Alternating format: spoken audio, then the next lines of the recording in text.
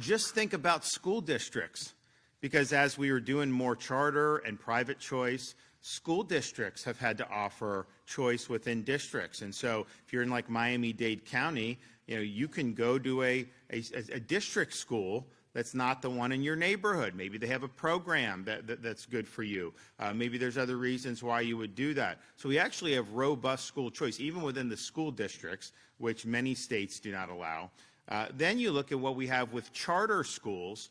So charter schools are public schools, but they're not run by the school district, and generally speaking, and they're not influenced by the school unions. And I think that that's something that's really, really important. I mean, we've done a lot on teacher pay since I've been governor. So we, because you would say, oh, you need more funding. So you'd send funding to the school districts from the state, and it would never end up going to teacher pay, the bureaucracies, this, that, all these other things. So we said, all right, we're just going to create a part in the budget. The only thing this can be used for is increased teachers. So we sent it, and we started, I don't know, we started maybe $500 million. We're now asking for this year in my budget, and I think we're probably going to get support in the legislature, $1.5 billion just for teacher. That's it.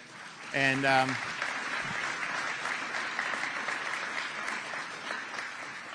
and so we've been able to increase the average minimum salary by 20%. We also have the highest now in the Southeast, and great. But as we do that, you get the money. It can only be used for teacher salary, and I have to have Stassi's going out having to police because the unions are withholding the pay increase for teachers because they're using it as leverage to bargain for other things. And so how many, they still have outstanding? So right now, we did $1.35 billion in current year budget just for teacher pay. Went into effect, the budget, July 1st of last year. And today, we still, out of 67 county, we have 11 school districts that have not implemented any of the teacher salary increases because they're concerned. So it's like, why would you do it? So you can understand why a charter would want to be free from the politics of that. That's having an agenda. That's not doing what's right for the teachers if you're withholding. If you were doing what's right for the teachers, you'd have got that money out immediately and increased the salaries immediately. So the charter, they can operate separate from that, and they have a little bit more freedom to innovate. The thing about charter is that they don't get any students as a matter of right. Like, it's either parents have confidence to send or not. And so, some charters have done, we have some of the best charter schools in the country. Some don't do well, then the parents move and then move their kids out, and then you do it. So you have that. So they always have to fight for that. But I think it's interesting, if you just took our charter population in Florida, 400,000 students, demographically more disadvantaged, but yet, that 400,000, if it was its own state, which that is actually more than some states have in America in K-12 total, if it was its own state, it would rank in the top 5 for student performance. So it just shows you, you just need the right tools you can do.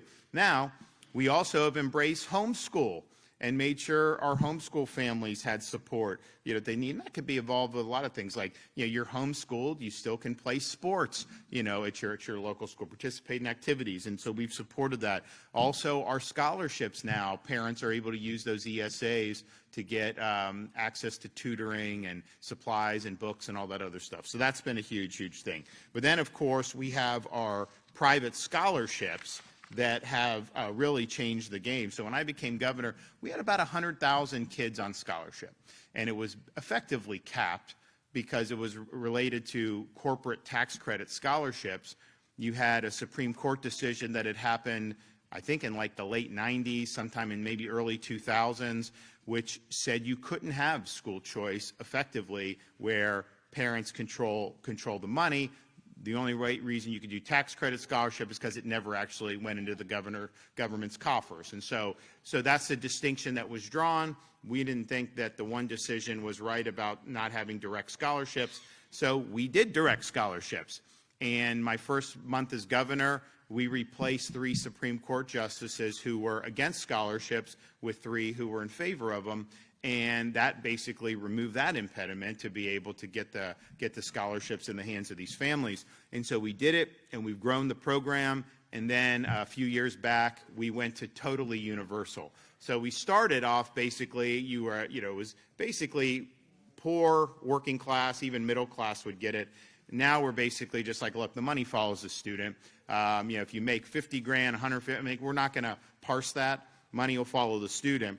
And so we now have over 500,000 students on scholarships with our family empowerment program. And so I think that's more than probably the rest of the country combined, if you want to know the truth. I mean, so that's...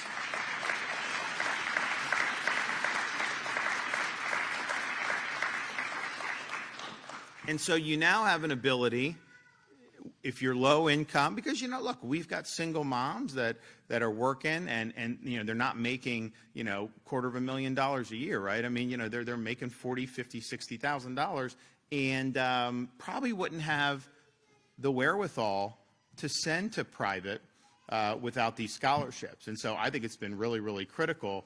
And now you're in a situation where you have some options between even the school district, the charter schools, and then where you can take your private scholarship money to do. And it's our belief that when you have those options, parents are going to go to the environment that's best for their kids. And that's not always obvious. Certainly an outsider can't necessarily do that, but this is something they've done. So it's been very, very successful. And here's some of the results. So we've seen increase in school grades. 71% of all graded schools, either A or B in 25, compared to just 64% the previous year. Percentage of A schools grew from 38 to 44%, from 24 to 25. 77% of all charter schools earned an A or a B. And the number of schools earning a D or F decreased from 117 schools in 2024 to only 71 schools in 2025, and that's a reduction of 47 schools. We also have a program that's going to start, first school will start when? In 27 schools of hope, so 27, 28. And basically, we've got a operator out of New York City, of all places, who has gone into some really tough areas there, and they have ridiculous results, like 92% proficiency in math and reading, where that's way higher than what you get, across the country, when these were places that basically no one was willing to work in. So there's some areas that have failed, that have had, failing schools, that they're going to be able to go in and operate, kind of these schools of hope, which is a lifeline to the parents in these communities. And so I look forward to being able to do that. You hear some static out there, but they're going to take over, all these schools. No, you're talking about, a relatively modest number here. Maybe over half a dozen in Miami-Dade, maybe in Broward, and a handful of spots. Maybe someplace in Tampa. I don't know, but you'll definitely have some in Southern Florida. And you know what? If people don't want to go there, then don't go there. But I will tell you, when you have a recipe that has succeeded, parents are going to respond to that and respect that. So we're excited for what we've been able to do. We've obviously been the leader on this. We're ranked #1 in education freedom every year now. We're ranked #1 in parental empowerment every year now.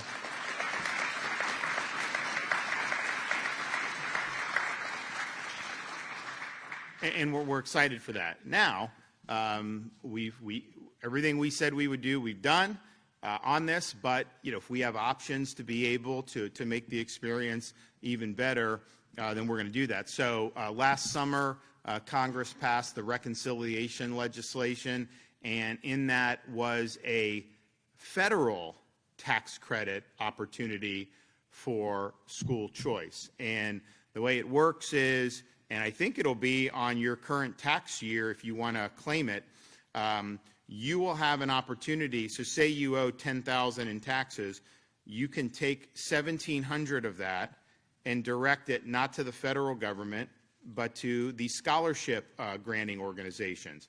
And so how much money is the program going to end up getting? It depends on what individual taxpayers do. We did, when our tax credit is corporate tax credit. I think that makes more sense than individuals, just because the corporate, you can call up and say, hey, can you do this or whatever. There's only so many, people that are filing corporate taxes, and so you can really get a lot of people to do it. And I've had conversations over the years when they were getting attacked by activist media, kind of the woke mob. Oh, you're funding a scholarship where kids are going and they're teaching, Christian, oh my gosh, oh, that's bad. And so, but the thing is, some of these executives, they get spooked. They don't want controversy. But the lesson on all that is, that mob comes after you. If you blink, they know they've got you, and they'll keep coming back and back. If you tell them to pound sand, they'll squeal. They'll squeal. They will squeal. They'll squeal, but you know what? They're not gonna mess with you anymore, because they know you don't care. And so we had to kind of fortify some of the folks that were in our scholarship program on the corporate side. So the bottom line is, we don't really know how many taxpayers are going to opt into this or not. So we don't know exactly, and we don't know how many states are going to ultimately participate in this. But there is going to be some level of money to where students will be able to be eligible for some of these scholarships. And so this will start January of 2027. It's interesting. They basically said the states have to opt into it. I'm not sure why they did that, because, quite frankly, Florida, we've already done it, right? So a state that's inclined for school choice has probably done something on its own.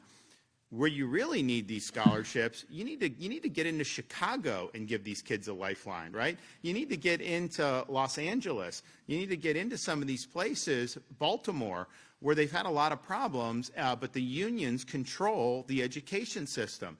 The Chicago Teachers Union, it's basically like Karl Marx, it reincarnated with their agenda. Very hyper-left, hyper-partisan, very mean during COVID to the students. They wanted the students out of school, locking the kids out. And then meanwhile, you'd see some of these folks in the Chicago Union, they'd be in the Bahamas just having a great time. That's the kind of stuff you're doing. So really, really partisan political control over some of these school districts.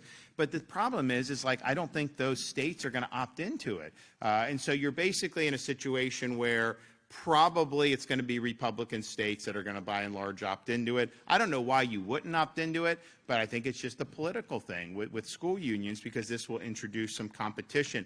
But I think if you could airdrop in scholarships, to people in the south side of Chicago, the union wouldn't like that. But boy, that could potentially be game-changing for those students. And so maybe they'll get there at some point. But as it stands now, states have to opt in. So when we looked at it, obviously, philosophically, we're in favor of doing it. We want to make sure it's not going to subtract from what we're already doing or somehow do that. And I think they haven't finished the regulations. They're still working on it in the Treasury Department, but I think we're confident that this is something that could be beneficial. So on School Choice Week, I can announce that Florida will be participating in this new federal education freedom tax credit. This will be something that will start January of 2027 for taxpayers to be able to do. This will allow students to get, so, we basically have these ESAs. So, if you're already paying tuition and you have everything, you could still get that and maybe do tutoring with it. Maybe you can do some additional supplies or books or other things to help advance the growth of your child. So it gives parents more resources, more options. We obviously, as these regulations are proposed, if there's anything in there that is somehow not going to be kosher for how Florida does it, we'll let them know. That's certainly not their intent. And so we just need to make sure that all that. But I think this could be something that's really meaningful. I think it'll supplement the great stuff we're already doing here. Probably is going to be pretty groundbreaking in states that have not yet gone down the road of school choice. But here we are, further empowering residents and families to be able to make the most. And I'll tell you, look around the country. We've got these scholarships with the kids for special needs. They go to these schools, and that's what the school is geared towards. I can tell you those schools would not exist without our scholarship programs. I mean, that's how they basically are able to operate. And so we've had parents that will move from other states to Florida because they used to call them Gardner scholarships. I guess they changed. I don't know why they changed, or they changed the name on it, but it was really good, and it still is good. So you have that. The homeschooling. We have one of the biggest homeschool populations. Where do we rank in homeschooling? Do you know? At the top. Well, you know who actually is good, and so we do good in homeschool because we embrace it and we empower. I think California has a lot of homeschool too, because they're running for cover. That's why they're doing it. It's like, they don't want their second grader taught that there are 97 genders, and so they just they're opting out. They're done. Sorry. So I think they have a pretty big, but we have a big population too, and we're really, really proud of that. Proud of our charters. I mean, we're doing like classical academies. I mean, I was just talking to a friend of mine that runs one of them up in Northeast Florida. Classical education in a charter setting, and it's very high quality. You have more specialty schools that can develop that focus on certain, not niche, but certain specialties. And that's really, really positive. So I think the best is yet to come, because as we've empowered parents, you now have the ability to almost like mix and match the education experiences. With our program, you had a group of homeschool parents, they could pull some of their ESA money, and they could bring, like, maybe there's a good teacher at like the local public school in government. Then, well, you could do and hire to come in and teach the dozen kids that are being homeschooled. You can do all kinds of things that I think are really innovative. So I want to thank everybody for being a part of that. I think this is going to supplement our efforts in a good way. What we don't want is the schools to just simply see this money's there and then raise the tuition. That's not what we want. We want the parents to actually benefit. So we'll be watching on that and seeing kind of how all that shakes out with that. And then, we do have some private schools that don't accept the scholarship. And we disagree with that. I mean, I think that they'll say, well, we just don't want to be entangled with anything. But, that's not what the state has done. The parent is the one that's ultimately directing it, not us. And so they're doing it. I think it's just because, they don't necessarily want to have people from lower demographics going to the school. And I think that's unfortunate because, you have opportunities to really lift people up. But nevertheless, I think 90-some% do accept it. And we're thankful that they accept it. So, all right, well, we'll hear from our Hammer Education Secretary, Stasi Kamoutsis. Come on up.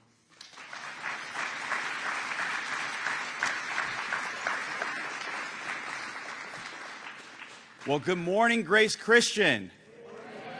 It's so great to be back here. I know we were here just a few months ago with an exciting announcement, and to be back here at a school that I know is providing a world-class education. As Commissioner of Education, I love to come to schools like this because I know that you are prioritizing student education. I know that your teachers are coming to work every day to make sure that they are delivering a world-class education. And a fun fact, actually, the governor's communications director, Alex Lane Franconi, is a graduate of Grace Christian Academy.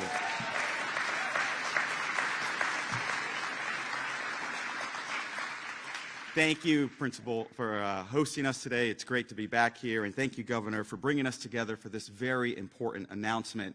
As you said, we are halfway through School Choice Week, and a week it is to celebrate educational freedom and the opportunity that it is providing to students across the state, and hopefully now with this important announcement across the nation.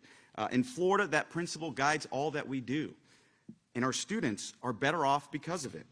This week has been a time to showcase Florida's leadership in building the largest and most comprehensive school choice program in the nation.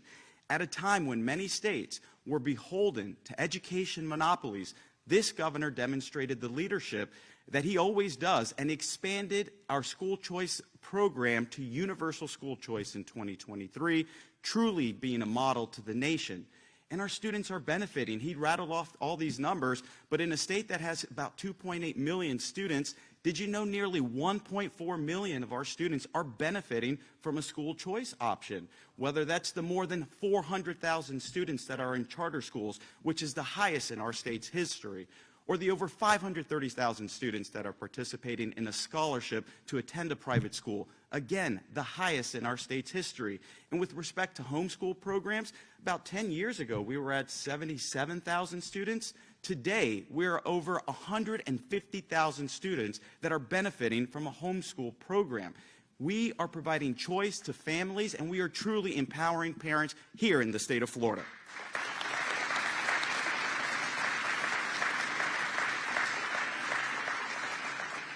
Now, today's announcement builds on that momentum by further strengthening our already robust school choice programs.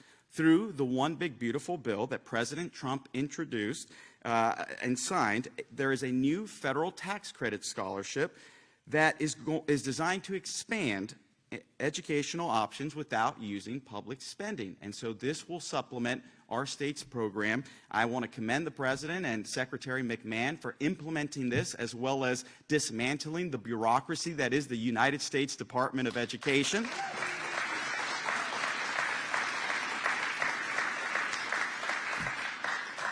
And by opting into this program, Florida will now enable more low-income families to pursue private schools, homeschooling options, and other educational opportunities that best meet their child's needs. The more that we're able to fund these families, the more it seems like a likely opportunity for their child to benefit from school choice. And so Governor DeSantis' vision for school choice has already produced incredible results. He talked about the 71% of our schools that are A and B schools, up from 64% last year. That's nearly 250 schools that are now an A or B school that weren't like that the year before. Hundreds of students, thousands in some cases, of students going to these schools that are now benefiting. We talked about the 77% of the charter schools that are also now A and B schools. And a stat that I'm really proud of, we went from 117 DNF schools last year to now 70, down from 47. That is huge for families across the state because Florida continues to deliver meaningful academic gains for all types of schools. Florida also achieved a historic 92.2% graduation rate, which is the highest in our state's history. And just last summer, we talked about our proficiency in English and mathematics, where students in English language arts are now, from the inception of progress monitoring, about 115,000 more students are demonstrating proficiency in English language arts, and about 100,000 students in math. That's hundreds of thousands of students and families across our state that are benefiting from school choice. Why? Because as school choice has expanded, student achievement has risen. Competition drives better results, and we are seeing that across the board here in the state of Florida. School choice is not about elevating one educational opportunity over another. It is about ensuring that every child is in an environment where they are able to best learn. And participation in this federal tax credit scholarship program will give Florida parents even more options to best meet their children's needs. National School Choice Week highlights the transformative power of educational freedom. And here in Florida, that principle is central to our work, and our students are thriving because of it. As other states look for answers, Florida stands as proof that when you put students first and you empower parents, stronger educational outcomes will always follow. So thank you, and God bless you.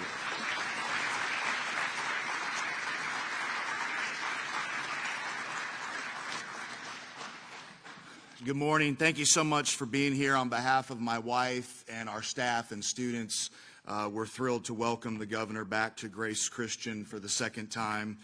We're proud to have you on our campus, and we're certainly proud to have you as our governor. You know, I'm generally a proponent of term limits, but I wish there was an exception that we could make in your case. I say to the governor, thank you for your consistent leadership on behalf of the families of Florida. When COVID hit, the governor chose freedom over fear and made it possible for schools like ours to stay open. You never forced masks, kept teachers in the classroom, and you protected our rights to worship in person. You are the reason we call this the free state of Florida.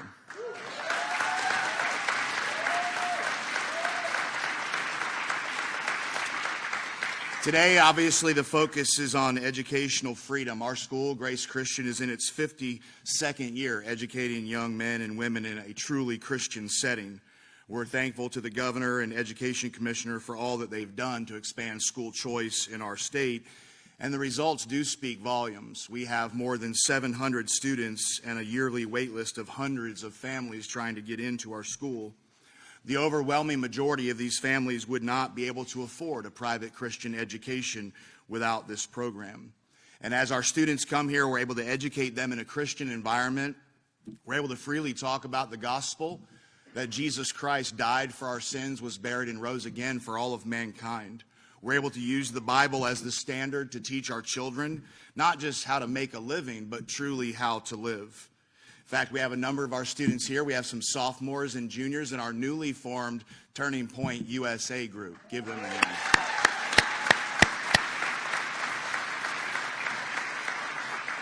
I know that these students and their parents at Grace Christian are so thankful for this program and the opportunities it affords them.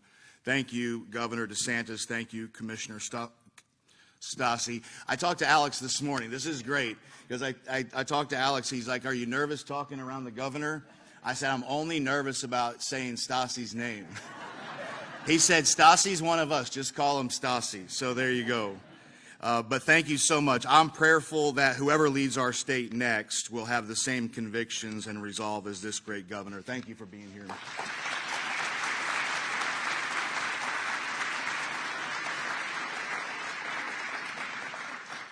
Well, it's a great week for school choice. We're proud of what we've been able to do, but if we have an opportunity to even help people a little bit more with this federal tax credit education freedom scholarship that's going to be coming down the pike, we're going to do it. So we'll see that will all come to fruition. Probably, I guess, what would that be? The 27, 28 school year would be. They wouldn't be able to do it in 26, probably, right? Yeah. So you're looking a little bit while. So you juniors, you'll be gone, I think. But anyone who's in elementary, middle, or early high school, you'll be able to benefit from this, hopefully, in a really, really good way. Okay. We got any questions back there? Yep.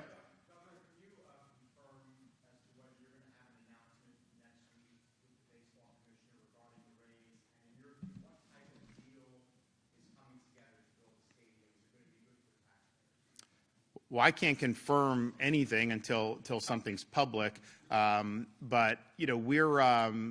a believer that baseball can succeed in Tampa Bay. Just having.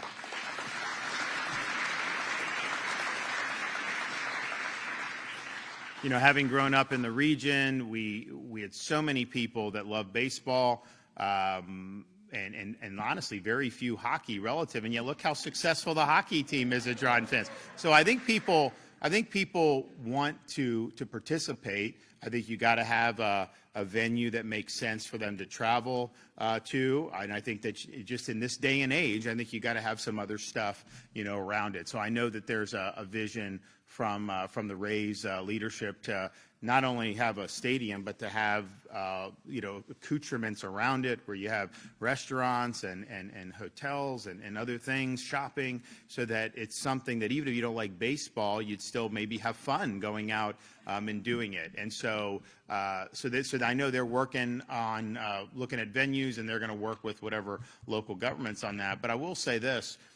They're trying. It's the Tampa Bay Rays, and I think that they're saying they want it to be in Tampa Bay.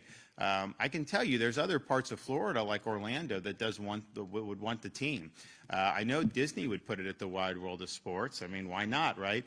You could do it near the convention center in Orange County. So, I know that, and they had been trying to get a team, expansion team, for that. And I think they could easily be playing off each other. But I think their basic view is Tampa Bay Rays. You want to make sure that you do it here and do something that can be meaningful. But I remember when.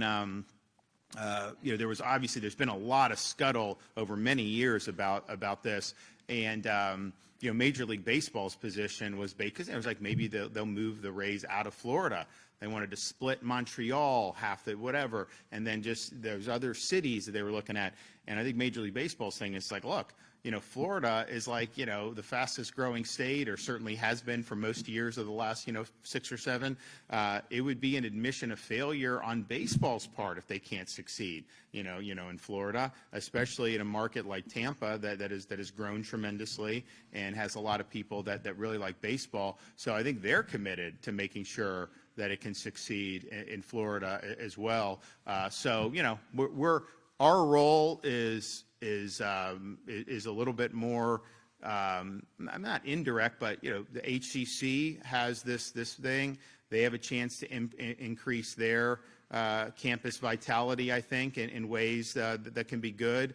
I've toured that campus. Some of these buildings are old. You got to put all this money in deferred maintenance, and maybe you just reimagine it. I'd rather spend the money like that. And then we have some state buildings in that plot that honestly our juvenile justice has always planned to leave, so that's going to leave no matter what happens. And then we've got one that we lease to the county, and there's a FDLE that's always wanted to leave there. So our role could be to just help HCC negotiate something that's going to be good for them and be good for the Rays, and we're happy to do that. I just, as governor, it's like I wanted to succeed in Florida first of all. But I do think Tampa Bay, that's where the team was birthed, and we do want to see it succeed in this region. I think it can succeed 100%. I think it can succeed. The Bucks have done well, especially when they're good. And, they were great for the first half of the season, not good the second half. So that was frustrating. The Lightning have done tremendous, but you have certain ingredients there that make it something that's really, really special. So I think that, from what I've seen out of the team now, they understand that kind of the assignment in terms of how do you make this something that's viable over the long term, and how do you get enough fan interest to be able to do it. And I know they've looked I know Pinellas, there was Rocky with trying to get something there, so they're looking more at Hillsborough, all this other stuff. Obviously, here where we are now, you guys would rather it be, by Raymond James, right? It's just an easier commute to you. If you live in downtown St. Pete, you'd probably rather it be there. But, even me as a Pinellas kid, Dunedin, where I grew up, probably would be quicker to get to the Raymond James area than it would be to get to the Trop, traffic-wise. I think you do that. So I think you'd still draw a lot of people from Pinellas. There's no question. Yes? Can you talk about school choice a little bit more? The audit came out on vouchers and how the money wasn't necessarily being used appropriately. What can your office do if the legislature doesn't come to a solution? Well, they are going to. The Florida Senate has passed legislation along this line. We're going to get something done on that. Think about it. This is more school choice than every other state in the country combined. There's administrative issues that go into that. And to be able to identify and then have a glitch bill that looks to see and gets things going, within a couple years of this really launching at full thing, that's what you're supposed to do. And so we definitely think we'll be able to make the necessary improvements and to kind of keep going. But, let's also just put that, in its proper context.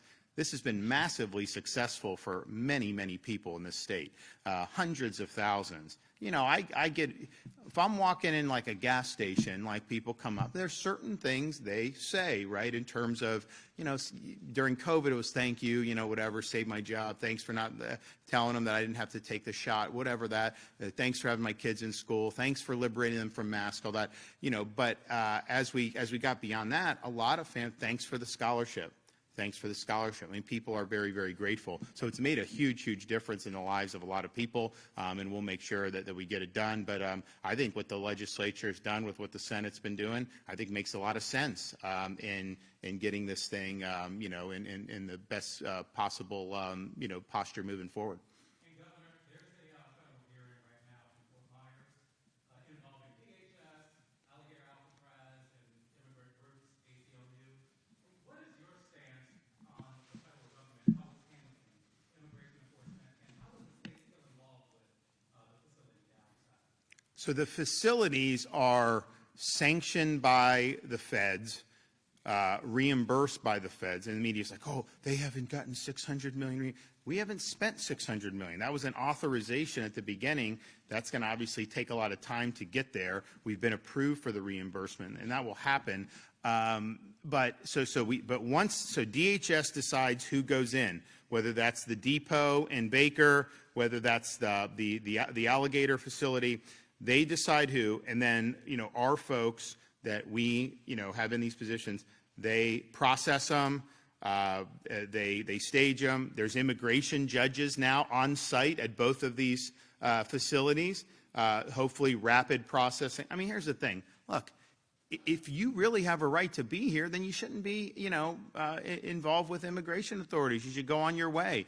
But, if you don't have a right to be here, we should, determine that quickly and finally, and then repatriate you to your home country. And so you're having that there. So they're in both of those facilities, and then DHS will then take from there. So they run flights out of the airport down at Alligator Alcatraz, which is right on site. That's one of the reasons why that facility was identified, because you literally just drive them a couple thousand feet, they go on a plane and gone.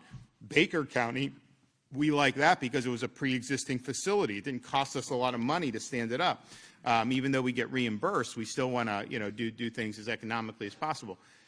So they have to usually they go to Lake City Airport, which isn't far, but you got to get them in a van and kind of go from there. So we've been able to, help effectuate, a lot comparative, to what the previous 4 years of deportation flights out of the state of Florida. And our state, and look, it's interesting.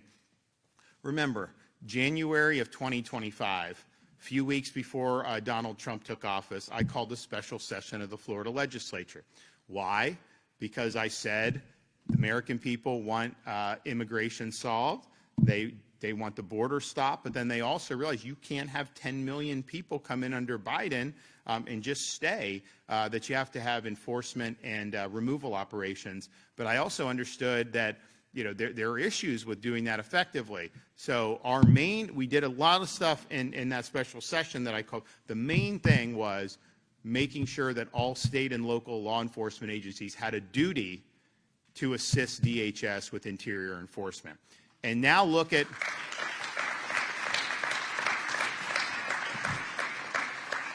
and a lot of people at the time, we had a little turbulence with the legislature, like all the voters who were keyed in on it were like, we need to do it, and so we did it. We got it done. I think the voters made themselves clear in that.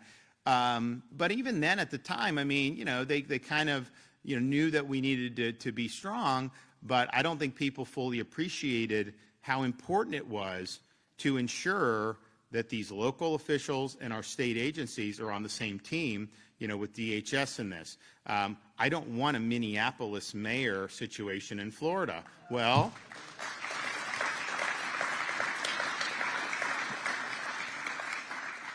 guess what? Because of that legislation that we insisted on, if you did have a situation where they were trying to, well, one, if they were even non-cooperative, refusing to cooperate, but if they try to sabotage especially, we have the ability to remove them from office, suspend them from their positions. And so there's real teeth into what we're doing. So we saw that would be. Now think about what's unfolded since then.